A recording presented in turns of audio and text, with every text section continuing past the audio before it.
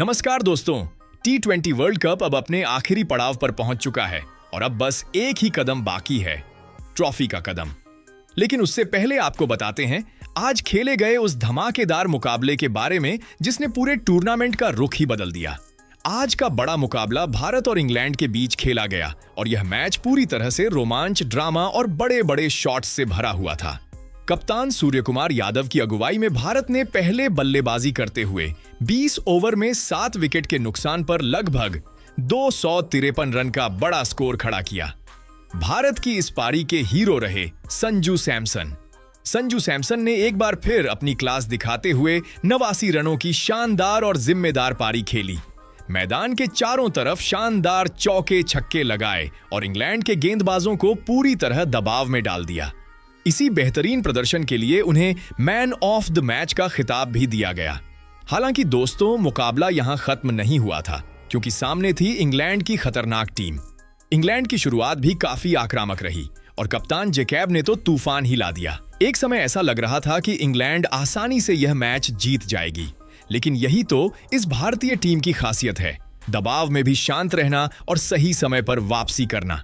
भारतीय गेंदबाजों ने आखिरी ओवरों में शानदार गेंदबाजी की और इंग्लैंड को 7 रन से हरा दिया। इस शानदार जीत के साथ भारत ने फाइनल में अपनी जगह पक्की कर ली है और अब भारत के सामने सबसे बड़ी चुनौती होगी न्यूजीलैंड की टीम। न्यूजीलैंड भी जबरदस्त फॉर्म में है और अपने पिछले मुकाबले में साउथ अफ्रीका को हराकर फाइनल में पहुंची है। यानी दोस्तों, अब फाइनल में टक्कर होगी दो मजबूत टीमों के बीच, भारत और न्यूजीलैंड। दोनों टीमों के पास पावर हिटिंग भी है, शानदार गेंदबाजी भी है और बड़े मैच का अनुभव भी। अब बात करते हैं इस बड़े फाइनल मुकाबले की। भारत और न्यूजीलैंड के बीच यह खिताबी मुकाबला 8 मार्च दिन शनिवार को शाम 7 बजे से Rajiv Gandhi international cricket stadium Hyderabad में खेला जाएगा और इस मुकाबले का टॉस लगभग 6:30 बजे के आसपास होगा। दोस्तों, Rajiv Gandhi international cricket stadium Bharat के सबसे शानदार क्रिकेट स्टेडियमों में से एक माना जाता है।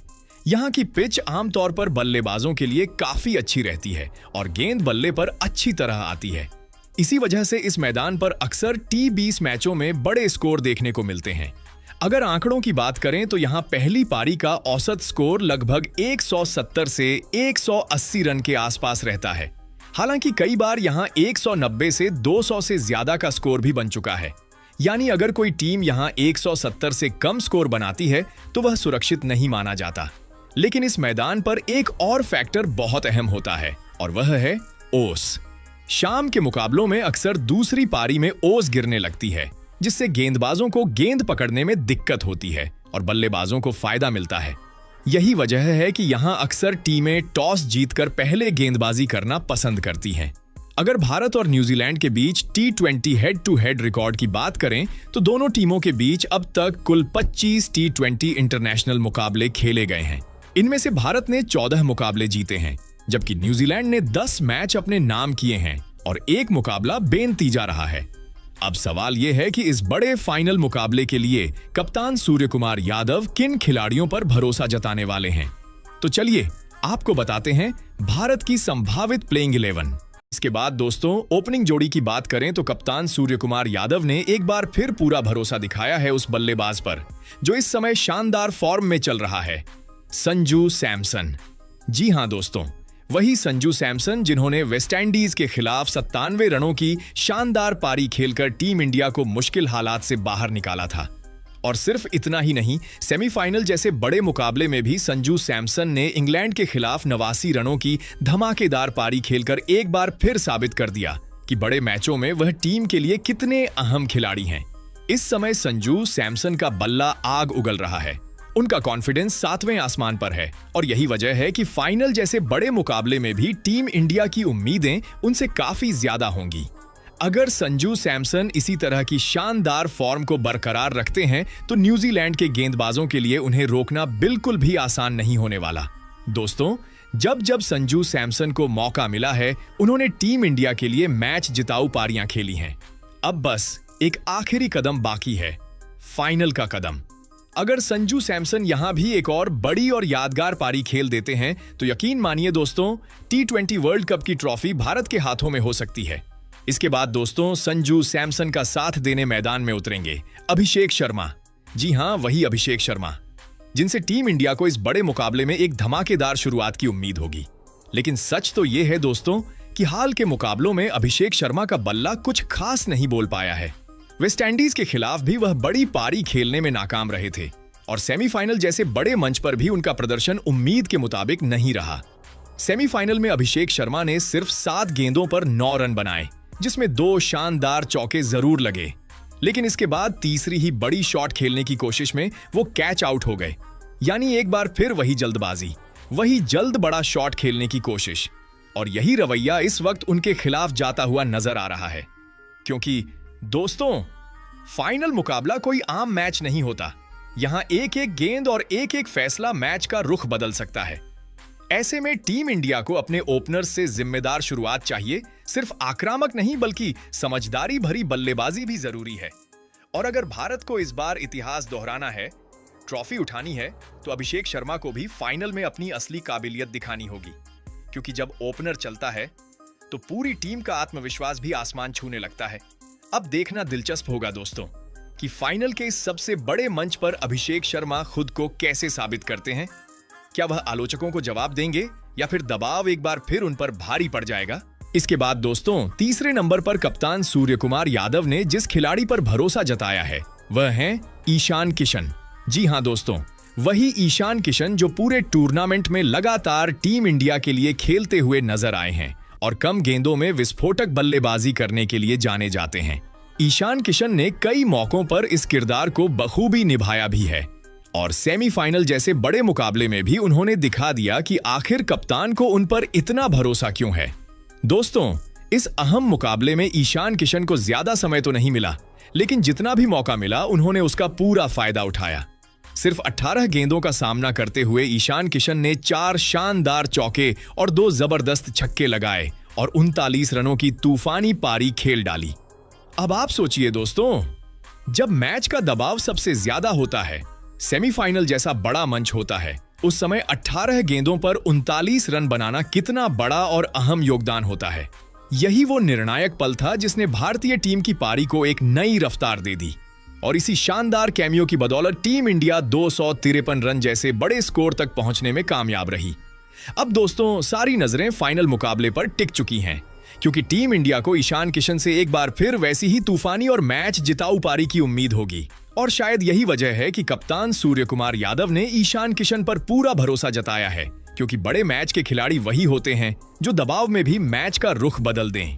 इसके बाद दोस्तों नंबर 4 पर बल्लेबाजी करने के लिए कप्तान सूर्यकुमार यादव ने जिस खिलाड़ी पर भरोसा जताया है वह है शिवम दुबे। जी हां दोस्तों, वही शिवम दुबे जो इस वक्त टीम इंडिया के लिए मैच विनर बनकर उभर रहे हैं। आपको याद होगा दोस्तों, इंग्लैंड के खिलाफ सेमीफाइनल मुकाबले में जब मैच बेहद रोमांचक मोड़ पर पहुंच गया था, तब गेंद लेकर आखिरी ओवर डालने आए शिवम दुबे और उस दबाव भरे ओवर में उन्होंने कमाल कर दिया। शानदार गेंदबाजी करते हुए उन्होंने भारत को जीत दिला दी और मैच का हीरो बन गए। लेकिन दोस्तों शिवम दुबे का योगदान सिर्फ गेंद से ही नहीं रहा, बल्ले से भी उन्होंने टहलका मचा दिया। सेमीफाइनल में शिवम दुबे ने सिर्फ 25 गेंदों पर 43 रनों की तूफानी पारी खेली, जिसमें कई दमदार चौके और गगनचुंबी छक्के देखने को मिले। उनकी बल्लेबाजी इतनी खतरनाक थी कि इंग्लैंड के गेंदबाज पूरी तरह दबाव में आ गए थे। और दोस्तों अगर उस समय शिवम दुबे रन आउट नहीं होते तो यकीन मानिए भारत का स्कोर 253 नहीं बल्कि 270 के करीब पहुंच सकता था। यानी साफ है कि शिवम दुबे इस वक्त फुल फॉर्म में हैं और टीम इंडिया के मिडिल ऑर्डर की सबसे बड़ी ताकत बन चुके हैं। अब सभी की नजरें न्यूजीलैंड के खिलाफ होने वाले फाइनल मुकाबले पर टिकी हैं, क्योंकि अगर शिवम दुबे का बल्ला वहां भी इसी तरह चला तो न्यूजीलैंड के गेंदबाजों के लिए मुश्किलें और भी बढ़ सकती हैं। और हमें पूरी उम्मीद है दोस्तों कि फाइनल जैसे सबसे बड़े मंच पर शिवम दुबे एक बार फिर विस्फोटक पारी खेलेंगे और टीम इंडिया को चैंपियन बनाने में बड़ी भूमिका निभाएंगे। इसके बाद दोस्तों नंबर 5 पर बल्लेबाजी करने के लिए खुद कप्तान सूर्यकुमार यादव मैदान में उतरने वाले हैं। जी हां दोस्तों, कप्तान ने इस फाइनल मुकाबले के लिए एक खास रणनीति तैयार की है। दरअसल लेफ्ट और राइट हैंड कॉम्बिनेशन को बनाए रखने के लिए सूर्यकुमार यादव अपनी बैटिंग पोजीशन में बदलाव करने वाले हैं। यानी टीम के संतुलन को ध्यान में रखते हुए वह कभी ऊपर तो कभी नीचे बल्लेबाजी करने के लिए भी तैयार हैं। लेकिन दोस्तों, एक सच्चाई यह भी है कि इस पूरे टूर्नामेंट में अभी तक सूर्य कुमार यादव का बल्ला उस अंदाज में नहीं चला जिसके लिए वह दुनिया भर में जाने जाते हैं। यह वही सूर्य कुमार यादव हैं जो मैदान के चारों तरफ 360 डिग्री में शॉट लगाने की काबिलियत रखते हैं। लेकिन इंग्लैंड के खिलाफ सेमीफाइनल में भी उन्हें ज्यादा मौका नहीं मिला और वह सिर्फ 6 गेंदों पर 11 रन बनाकर पवेलियन लौट गए। अब दोस्तों, बात फाइनल मुकाबले की है और फाइनल में छोटी छोटी पारियां नहीं बल्कि बड़ी और जिम्मेदार पारियां चाहिए होती हैं, क्योंकि अगर भारत को न्यूजीलैंड जैसी मजबूत टीम को हराकर ट्रॉफी उठानी है तो कप्तान सूर्य कुमार यादव का बल्ला चलना बेहद जरूरी है। अगर फाइनल में सूर्य कुमार यादव अपनी असली 360 डिग्री बल्लेबाजी दिखा देते हैं तो यकीन मानिए दोस्तों, मैच का रुख पल भर में बदल सकता है और टीम इंडिया के लिए जीत का रास्ता काफी आसान हो जाएगा।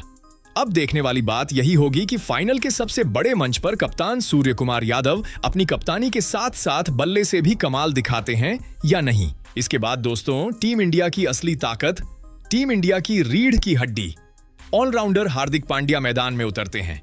जी हां दोस्तों, हार्दिक पांड्या वो खिलाड़ी हैं जो अकेले अपने दम पर मैच का रुख पलटने की ताकत रखते हैं। इंग्लैंड के खिलाफ सेमीफाइनल मुकाबला जब पूरी तरह फंसा हुआ था, हर गेंद पर दबाव बढ़ रहा था, उस मुश्किल घड़ी में हार्दिक पांड्या ने गेंद हाथ में ली और ऐसी शानदार गेंदबाजी की कि मैच का पलड़ा धीरे धीरे भारत की तरफ झुकने लगा। दोस्तों, सिर्फ गेंदबाजी ही नहीं, बल्ले से भी हार्दिक पांड्या ने कमाल कर दिया। उन्होंने सिर्फ 12 गेंदों पर 27 रनों की तूफानी पारी खेली और इन रन ने मैच का पूरा मोमेंटम बदल दिया। उनकी यह छोटी लेकिन विस्फोटक पारी टीम इंडिया के लिए किसी वरदान से कम नहीं थी। यही वजह है दोस्तों कि भारत उस मुकाबले को जीतकर फाइनल तक पहुंचने में कामयाब हुआ। हार्दिक पांड्या सिर्फ एक खिलाड़ी नहीं है, वो एक भरोसा है, एक आत्मविश्वास है और मुश्किल समय में टीम इंडिया की सबसे बड़ी उम्मीद है। अब सभी की नजरें न्यूजीलैंड के खिलाफ होने वाले फाइनल मुकाबले पर हैं, क्योंकि अगर हार्दिक पांड्या का ऑलराउंड प्रदर्शन वहां भी देखने को मिला तो यकीन मानिए दोस्तों, भारत को चैंपियन बनने से कोई नहीं रोक पाएगा। इसके बाद दोस्तों, नंबर 7 पर बल्लेबाजी करने के लिए कप्तान सूर्य कुमार यादव ने जिस खिलाड़ी पर भरोसा जताया है वह हैं तिलक वर्मा। और सच कहें तो दोस्तों, यह कप्तान का सबसे शानदार फैसलों में से एक माना जा रहा है, क्योंकि इस वक्त तिलक वर्मा जबरदस्त फॉर्म में चल रहे हैं। जिस अंदाज में वह बल्लेबाजी कर रहे हैं उसे देखकर गेंदबाजों के भी होश उड़ जाते हैं। इंग्लैंड के खिलाफ सेमीफाइनल मुकाबले में भी तिलक वर्मा को ज्यादा गेंदें खेलने का मौका नहीं मिला, लेकिन जितना भी मौका मिला उन्होंने उसे धमाकेदार अंदाज में भुना दिया। दोस्तों, तिलक वर्मा ने सिर्फ 7 गेंदों का सामना किया और उन 7 गेंदों में ही 3 गगनचुंबी छक्के लगाते हुए 21 रनों की तूफानी पारी खेल डाली। यानी साफ है दोस्तों, तिलक वर्मा को अगर 10 से 15 गेंदें भी मिल जाएं तो वह मैच का पूरा नक्शा बदल सकते हैं, क्योंकि उनका स्ट्राइक रेट कई बार 300 से 400 के आसपास पहुंच जाता है, जो T20 क्रिकेट में किसी भी टीम के लिए सोने पर सुहागा होता है। और यही वजह है कि तिलक वर्मा टीम इंडिया के लिए फिनिशर की भूमिका में एक बड़ा हथियार बन चुके हैं। अब सभी की नजरें न्यूजीलैंड के खिलाफ होने वाले फाइनल मुकाबले पर टिकी हैं, क्योंकि अगर वहां भी तिलक वर्मा को बल्लेबाजी का मौका मिला तो यकीन मानिए दोस्तों, वो एक बार फिर ऐसा ही धमाका करेंगे और न्यूजीलैंड के गेंदबाजों के होश उड़ा देंगे। इसके बाद दोस्तों, नंबर 8 पर कप्तान सूर्य कुमार यादव ने जिस खिलाड़ी को रखा है वह हैं अक्षर पटेल। जी हां दोस्तों, वही अक्षर पटेल जिन्हें टीम इंडिया का सबसे भरोसेमंद ऑलराउंडर माना जाता है। अक्षर पटेल वो खिलाड़ी हैं जो बल्ले और गेंद दोनों से मैच का रुख बदलने की ताकत रखते हैं। जब जब टीम इंडिया को मुश्किल वक्त में किसी हीरो की जरूरत पड़ी है, तब तब अक्षर पटेल ने आगे आकर जिम्मेदारी निभाई है। दोस्तों, अगर गेंदबाजी की बात करें तो जब भी टीम को विकेट की सख्त जरूरत होती है, अक्सर कप्तान की नजर सीधे अक्षर पटेल पर जाती है और अक्षर भी उस भरोसे पर खरे उतरते हुए टीम को अहम विकेट दिला देते हैं।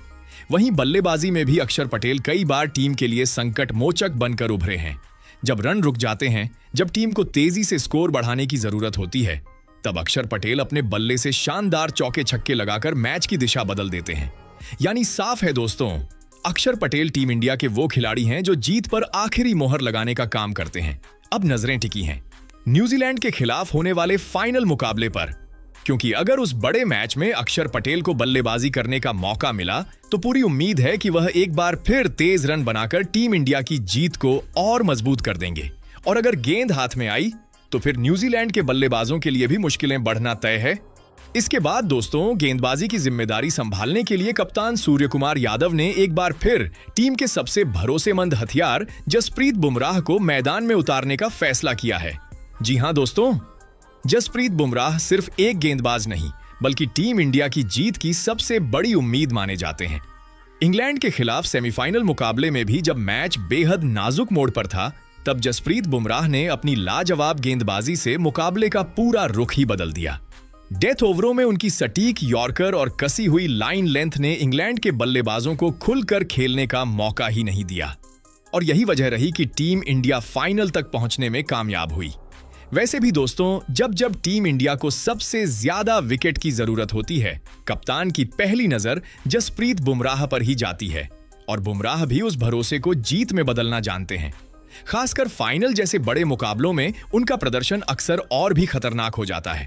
अब बात करें दूसरे तेज गेंदबाज की, तो दोस्तों जसप्रीत बुमराह का साथ देंगे अर्शदीप सिंह। जी हां, अर्शदीप सिंह इस समय टीम इंडिया के लिए डेथ ओवर स्पेशलिस्ट बन चुके हैं। हालांकि इंग्लैंड के खिलाफ मुकाबले में अर्शदीप ने थोड़े ज्यादा रन जरूर दे दिए थे, लेकिन उनकी भूमिका टीम के लिए हमेशा अहम रही है। मुश्किल समय में वह लगातार विकेट निकालकर विपक्षी टीम की कमर तोड़ने की क्षमता रखते हैं और जिस तरह की फॉर्म में न्यूजीलैंड के बल्लेबाज नजर आ रहे हैं, वहां अर्शदीप सिंह उनके लिए बड़ा खतरा साबित हो सकते हैं। इसके बाद दोस्तों तीसरे गेंदबाज के तौर पर कप्तान सूर्यकुमार यादव ने वरुण चक्रवर्ती को मौका दिया है। जी हां दोस्तों, वरुण चक्रवर्ती वही खिलाड़ी हैं जिनकी मिस्ट्री स्पिन को समझना किसी भी बल्लेबाज के लिए आसान नहीं होता। हालांकि इंग्लैंड के खिलाफ मुकाबले में वरुण चक्रवर्ती थोड़ा महंगे साबित हुए थे। उन्होंने अपने 4 ओवर में 64 रन दिए और सिर्फ 1 विकेट हासिल कर पाए। लेकिन दोस्तों एक बात हमेशा याद रखिए, वरुण चक्रवर्ती ऐसे गेंदबाज हैं जो किसी भी वक्त मैच का रुख पलट सकते हैं। जब जब टीम को ब्रेक थ्रू की जरूरत होती है, तब तब उनकी रहस्यमयी गेंदबाजी बल्लेबाजों को चौंका देती है। अब देखना दिलचस्प होगा कि न्यूजीलैंड के खिलाफ फाइनल मुकाबले में ये तीनों गेंदबाज जसप्रीत बुमराह, अर्शदीप सिंह और वरुण चक्रवर्ती किस तरह की गेंदबाजी करते हैं, क्योंकि अगर इन गेंदबाजों ने अपने पूरे रंग में प्रदर्शन कर दिया तो यकीन मानिए दोस्तों, न्यूजीलैंड के लिए ट्रॉफी जीतना बेहद मुश्किल हो जाएगा और भारत एक बार फिर इतिहास रच सकता है।